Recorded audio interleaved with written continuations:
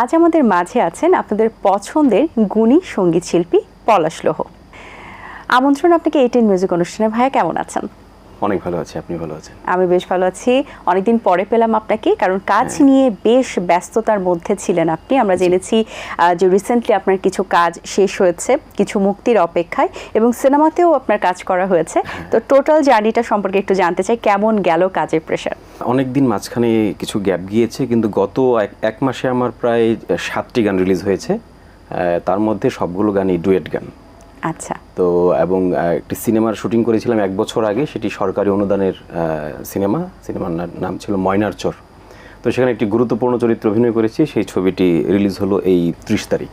বাহ, তার মানে 2026 সালটা আপনার জন্য খুব লাকি, কারণ পুরো দমে কাজ শুরু করেছেন গত মাস থেকে। জি। আচ্ছা, ফিল্মের ব্যাপারে আরেকটু জানতে চাই যে ফিল্মের গানটা কি ধরনের ছিল, এবং আপনার ডুয়েট অবশ্যই হয়েছে কিনা গানটা। এবং ফিল্মে আমি অভিনয় করেছি। আচ্ছা। গান 3টি গান আছে, একটি কামরুজ্জামান রাব্বি গেয়েছে, আরেকটি গেয়েছে অয়ন চাকলাদার, আরেকটি গেয়েছে নলক বাবু।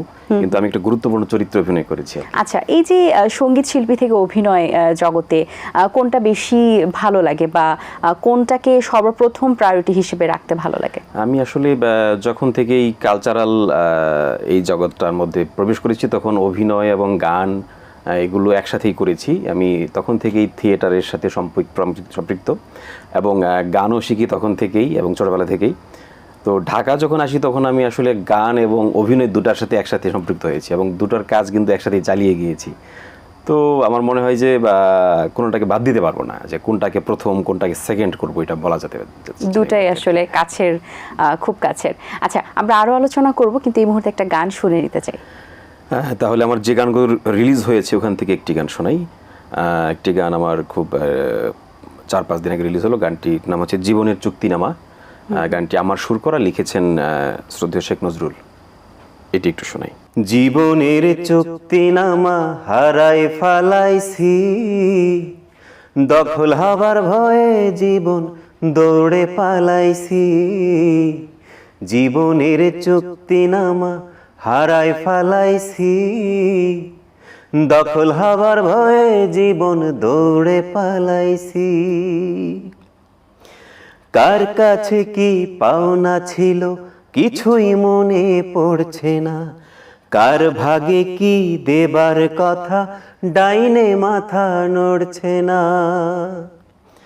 কার কাছে কি পাওনা ছিল কিছুই মনে পড়ছে না, কার ভাগে কি দেবার কথা ডাইনে মাথা নড়ছে না।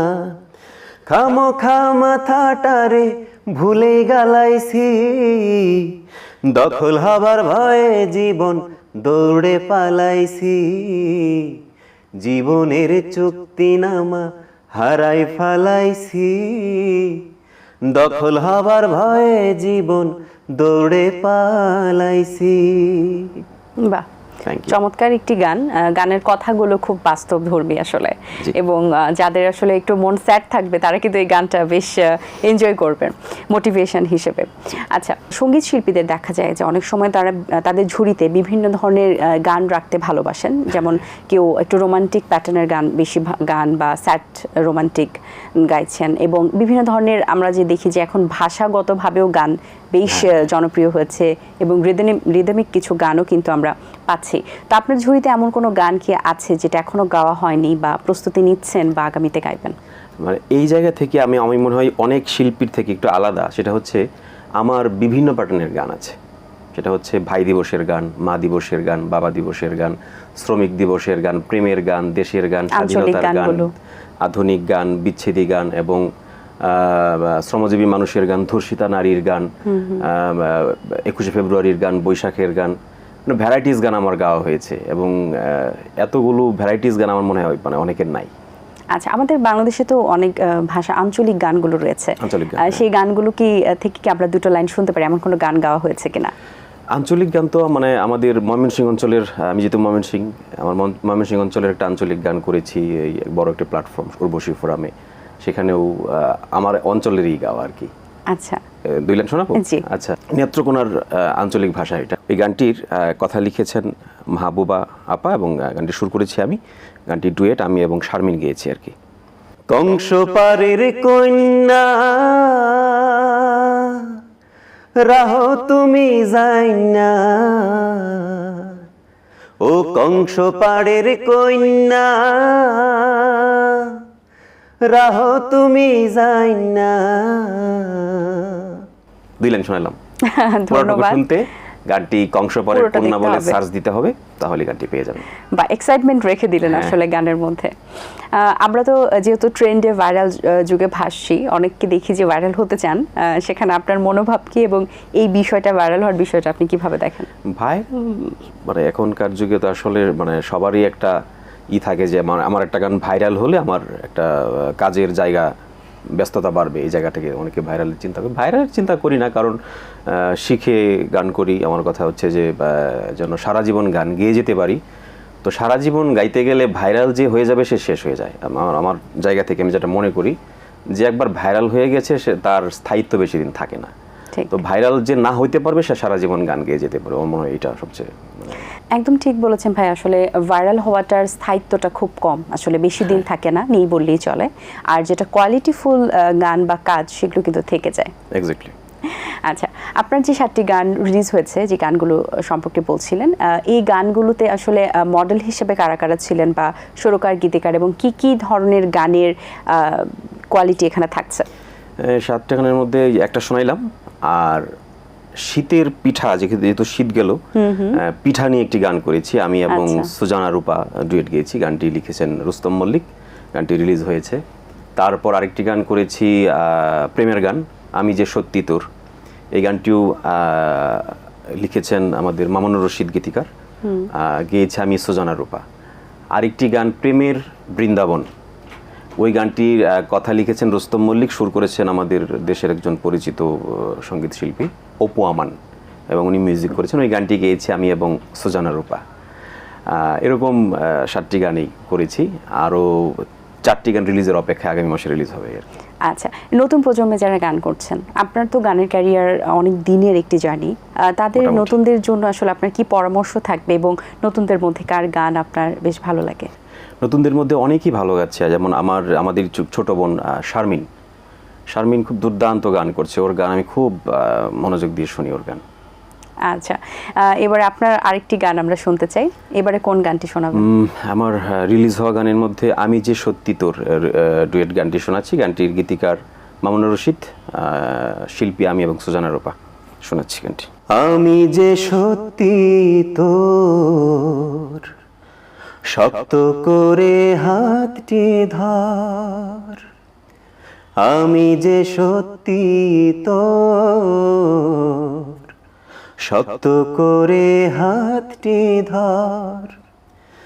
ভালোবাসি হৃদয় থেকে, হতে চাই না কখনো পর।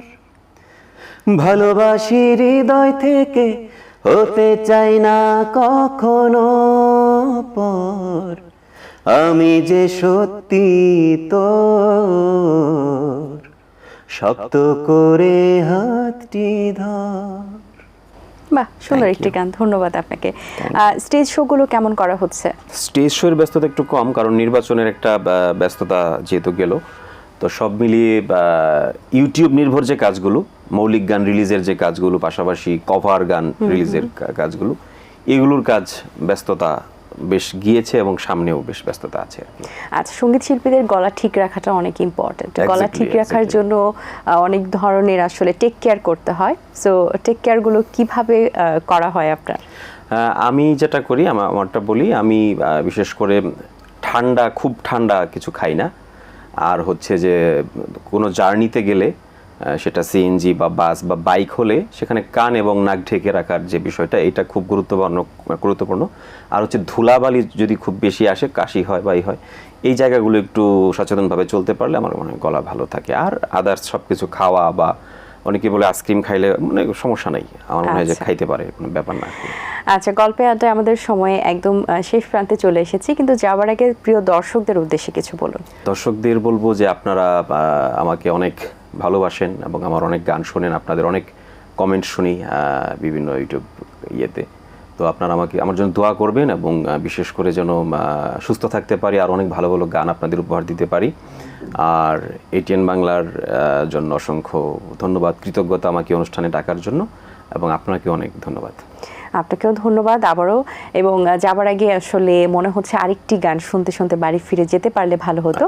অবশ্যই আরেকটি গান শুনবো, তার আগে একটু আমি দর্শকদের কাছ থেকে বিদায় নিয়ে আসি। দর্শক, আশা করছি আজকের আয়োজন আপনাদের ভালো লেগেছে। আজ এই পর্যন্তই, দেখা হবে আপনাদের সঙ্গে আগামী পর্বে নতুন কারো সঙ্গে। সেই পর্যন্ত ভালো থাকবেন, সুস্থ থাকবেন, এটিএন বাংলার সাথে থাকবেন এবং এটিএন মিউজিকের অনুষ্ঠানের সাথে থাকবেন।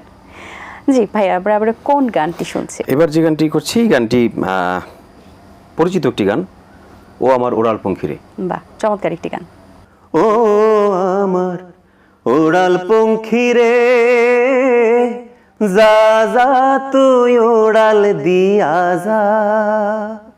ও আমার ওড়াল পঙ্খী রে, যা যা তুই ওড়াল দিয়া যা। আমি থাকবো মাটির ভরে, আমার চোখে বৃষ্টি পড়ে, তোর হইবে মেঘের উপরে বাসা। ও আমার ওড়াল পঙ্খী রে, যা যা তুই ওড়াল দিয়া যা। আমার মনে বেজায় কষ্ট, ও আমার মনে বেজায় কষ্ট, সেই কষ্ট হইল স্পষ্ট। আমার মনে বেজায় কষ্ট, সেই কষ্ট হইল স্পষ্ট। দুই চোখে ভর করিল আধার নিরাশা, তোর হইবে মেঘের উপরে বাসা। ও আমার ওড়াল পঙ্খী রে, যা যা তুই ওড়াল দিয়া যা। ও আমার ওড়াল পঙ্খী রে, যা যা তুই ওড়াল দিয়া যা।